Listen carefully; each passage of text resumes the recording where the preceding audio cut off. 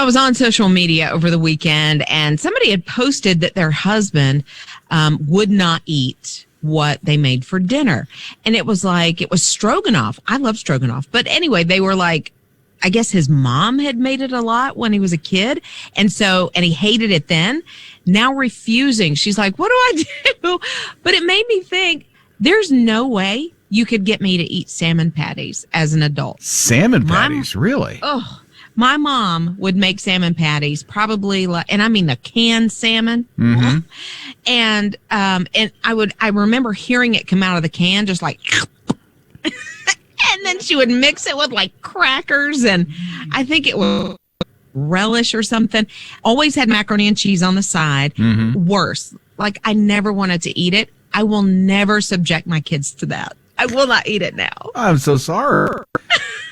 We can help you through this, Oh, well, I'm just very passionate about, I hate salmon patties. I love salmon. Hate patties. Not until a couple of years ago, I would not eat peanut butter or jelly because that's all I had growing up as a kid. That was lunch every single day. But I rediscovered it and liked it. So I'm like, wow, yeah. I like peanut butter now. It's a source of protein. So, and you had some separation from the everyday on white bread, peanut butter and jelly. Yeah, the Wonder Bread. Mm-hmm. Yeah. 800-447-7234. Join the conversation. It would be fun to know about that meal that was made that you had enough of, you won't eat, you'll never have it again. His Morning Crew. Thinking about that meal. That one that you just will not eat. You had it way too much when you were a kid. Your spouse might like it, but you're like, My wife does not like fish. She refuses to eat fish. No type of fish at all? None whatsoever. Wow. No fish. And if she does make it in the house, it's like there's gag reflexes going on. It's like, just don't like it. That's funny. Sometimes it happens because your mom or dad just did not make it right, and you never want to see it again. So I will say mine is salmon patties because we had them all the time. Stacy texted and said, we had salmon patties last night. There you go. She said, I know, but she said hers are the bomb because they're elevated. So at Stacy's house, they still have the salmon patties. Brooke said liver. My parents used to make me eat it until my plate was clean. Nope.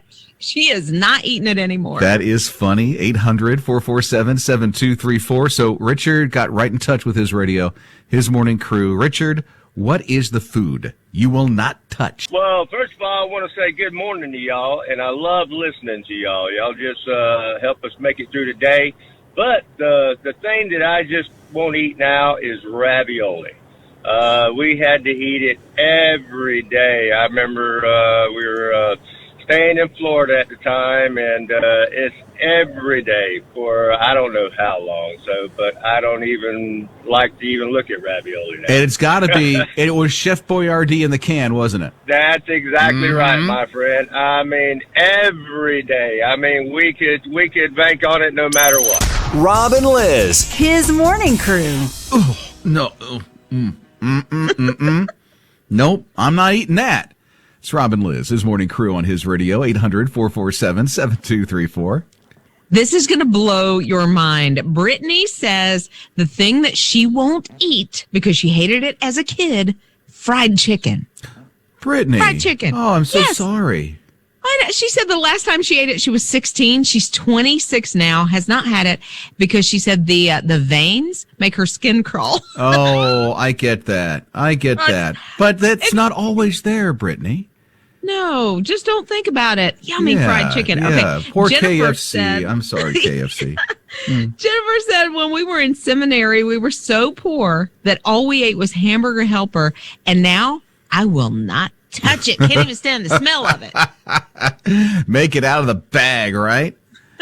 800-447-7234. Here is Julie. What is it for you, Julie? That food that you will not touch at all anymore. For me, raw oysters. Now, this sounds like a story. What happened? I was a kid. My dad brought some home. I put one in my mouth. It was slimy and cold. I was going to spit it out, and my dad forbid me to. He said, those are really expensive. You can't spit it out. His friend was there. His friend said it was alive. And he meant it was alive, like, I don't know, 15 minutes ago or something. And I thought it was alive in my mouth. I started crying. I think I swallowed it whole. That sounds so traumatic. It was very traumatic. Now, that's when you were a kid. What about now? I do like cooked oysters now, though, like oysters Rockefeller. Those are so good. Rob and Liz. His morning crew.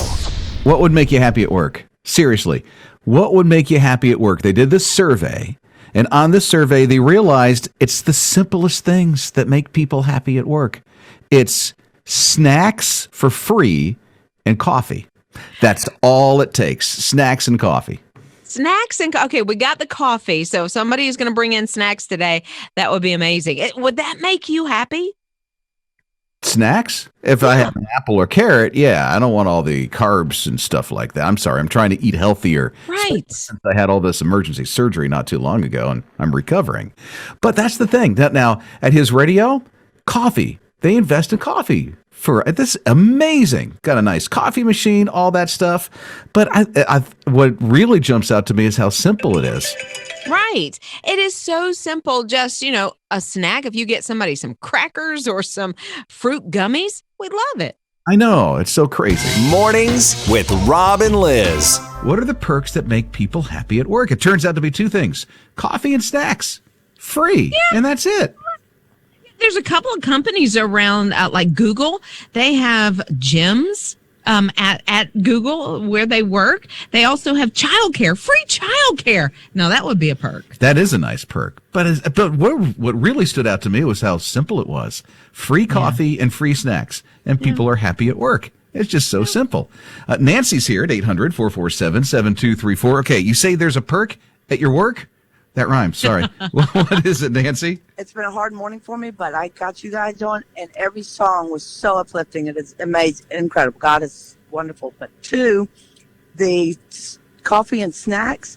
Since COVID a year ago, I work at the credit union, and we had to get rid of everything. Oh, no. Yeah, no water, no coffee, nothing. It makes sense because you don't want a lot of people touching a lot of stuff and get the COVID. Oh, yeah. But do you have any really good perks at your credit union? We try. I make their day as much as I can. Nancy is the perk. That's it. I talk too much sometimes. But Rob, I hope you're doing well. And Liz, you're a beautiful baker. Oh, thank you. Rob and Liz. His morning crew. Talking about perks at work. Yeah, Ashley says working remotely. She said, we don't have to, but we asked, can we work remotely? And her company said, yeah, we would like to make that happen for you. So that's good. That is great. That's really great. I've had the opportunity to do that. It's not ideal. I'd rather be where Liz is right now in the whole production team of his morning crew, but I've been virtual since the surgery. That is nice that you're able to do that, and still keep going strong. Or I would have been gone for 3 months. Literally, no. I would not have been around for 3 months. So this gives me the opportunity to be with you. One thing we've learned from COVID, you can do virtual. Yes. We were kind of thrown into it, but you know what? We're making the best of it, and it seems to work. Perks at work, 800-447-7234. This is Robert. What are you thinking, Rob? Well, it sounds simple and obvious, but we have a morning devotion, which is one chapter of Psalms and Proverbs, and then people pray for each other, and it's for our in-person staff, our remote staff, and even volunteers in our organization. And it connects people with God and each other in like nothing else does, and so it's just makes it a great way to start your day. It almost sounds like you work at church. No, not at all. No, just an organization that cares, and it's optional. I mean, not everybody has to participate, so I think any organization could do it. When you first heard they do this, what came to mind? I thought it would be good for just a couple people, and it's just kind of grown, and more people do it, and we get a lot of positive feedback saying this helps us, connect with each other and really focus on what's important. His morning crew. You have your choice. You have your favorite beverage. America has spoken about its favorite beverage overall. I'm talking like coffee and tea and juices and stuff like that. But here's America's favorite beverage, and I don't think it's going to shock you. No, it might. Coca-Cola is the number one beverage. I literally would have thought, because there's a coffee shop on every corner, that it would have been coffee. Nah. It's always got to be soda with a bunch of sugar in it. Yeah, now they asked a bunch of people. That's where they found out their information. But they said that Coca-Cola is your absolute favorite, not just soft drink, but favorite drink of all time. I got to say, give me a Coke Zero. I'm a happy girl. Up until 15 years ago, I drank soda all the time. And for me, it was Coca-Cola out of the can. I couldn't have it any other way. If it's in the can, it tastes different in the can to me than it does just out of the fountain or out of a bottle. It's got to be in the can. I'm completely different. I don't like soda out of a can or a bottle. I like it straight out of the fountain. Oh, somebody raised you wrong. I'm just Don't talk about so sorry. Mama, you got to get her on the can. His morning crew. You've been hearing rumors, maybe, about Netflix rising their prices. It's true. I'm sorry to tell you that one's true. Oh, very, very true. Again. Now, here's the thing. They have a basic package, and that's like under $10 a month. That's not changing. It's the multiple screens that are changing. So it's what? 14 now. It's going to go up to 18 a month here soon. See, and I feel like I pay like 19 or 20 already, but it is because we have quite a few people that are watching, the different screens or whatever. But I took a poll in the family yesterday. Oh, you did? Okay. Yeah. What happened? Well, I found that my husband and I, we're pretty much watching the same thing. And it's one or two shows. I watch Great British Baking Show, and I hate to see that one go, but the boys are like one or two shows apiece. So bye-bye. Yeah. We got rid of it in our family. I know that they've got so many more people than ever because of the pandemic that signed up. What, over 200 million, they said last week, something like that. But they lost me. I'm like, I don't watch that much on here. And all the stuff that I see, number one, it's like going to a restaurant that has too much on the menu. You don't know what you want to eat. I don't know what I want to watch when I go on Netflix. And then when I pick something, I'm like, oh, what happened here? No. I don't want this on my screen because it doesn't go with what I want to follow in my life. I'm like, come on, don't do this. I just got rid of it. And my wife and I talked about it. And here's what we did. Got rid of Netflix. We got rid of Philo. And we were doing CBS All Access because we like a couple of shows on CBS and the Discovery Plus. Oh, yeah. So, you're taking care of yourself. And plus, you got probably YouTube. You can watch some things. But, yeah, I started a show that was recommended on Netflix the other night. Got to the last, 2 minutes of it. Went away. I didn't want to go. Yeah. And, I'm done. I'm just done. It's too bad they feel like they have to put that kind of stuff in the TV shows. You don't have to. It's still a great show without having to do that stuff. Yep. But, they want to do what they want to do, and I have my choice. I can turn it off, and I do. Mornings with Rob and Liz. You might have heard about Dunkin' just launching out and doing this Velvet Macchiato. Well, because we care about you at His Radio so deeply, we want to make sure that if you're going to invest in this, we're going to try it. Make sure you're not wasting your time. So, who went across the street and bought it today? It was Ben Turn. Ben Turn went across the street to buy the Dunkin' Donuts coffee. Okay, his name's not Ben Turn. He's an intern, so we just nicknamed him Ben Turn. Yeah, it's sorry. Like, and it just whose comes out mama did that? Name a guy. He's our Ben Turn. He's our Ben Turn. Yeah. So of course he's going to go and get the stuff for us because he's the intern, the Ben Turn. So we have this in our possession today, the Velvet Macchiato from Dunkin'. And Liz does not want to try it, so we're going to make her try it. I know. It's a coffee that's supposed to taste like red velvet cake, which I like red velvet cake, but I know how super sweet red velvet cake is. And I'm looking at it, and it's kind of a pink. Kind of looks like hot chocolate, as was said. Does it really? Wow. So I don't know. I'll try it, though. Okay. So let's start. Let's start with Ian. Okay. Over in our video production department. Ian, what are you thinking about this red velvet macchiato at Dunkin'? It's definitely sweet. It has an interesting flavor to it. I don't know if it's red velvet, and I don't hate it. I think it might be a lot better iced. Okay. Good observation, TJ. Yeah. It ain't gross, but it ain't the best thing I've ever had in the world. You do know this is not Liz's Ugly Bakery. I do. He never likes any of her stuff. Evidently, he doesn't like Dunkin' stuff either. Evidently not. Yeah, I took a drink. Yeah. It has hints of the red velvet, but I have to say there's some really bitter undertones. Really? To it. Try it again because we didn't witness you trying it. Okay. Bigger, gulp it. I don't want to. No, I don't want to. What she does is a little dainty sip. Well, I mean, I try not to get it all over myself, but yeah, the bitter undertones. Mm-hmm. That's sort of an aftertaste. So, on a scale of 1 to 10, I'm gonna give it like a 4. So it's a delight at first, and then it turns bitter. Sure. Yes. Yeah. Yes. Okay. If that's what there you go. Say. I just have my regular coffee because I'm working virtually at home, recovering from surgery. So I'm so glad they took care of you and me, and did their own little taste test with the Velvet Macchiato from Dunkin'. Rob and Liz. His morning crew. Henry Darby is a pretty cool guy. He just happens to be the principal at North Charleston High School. And he was thinking about his students. He just has a passion for his students. What he has shared is that most of the students, about 90%, live under the poverty line. So I guess Henry was, I can just see it, feet up, on the coffee table, thinking over the weekend, how can I impact these kids' lives even after they leave and they go home from school? He said, you know what I can do? I can get a second job. He has been stocking the shelves at Walmart to try to raise money to help these kids. Whatever their needs might be. I don't know if it's maybe they need some canned goods, maybe they need some food, they need a winter jacket or whatever. So yeah, he's been doing this. He said sometimes they're sleeping on mattresses straight on the floor, or even worse than that. And this is a way that he can help.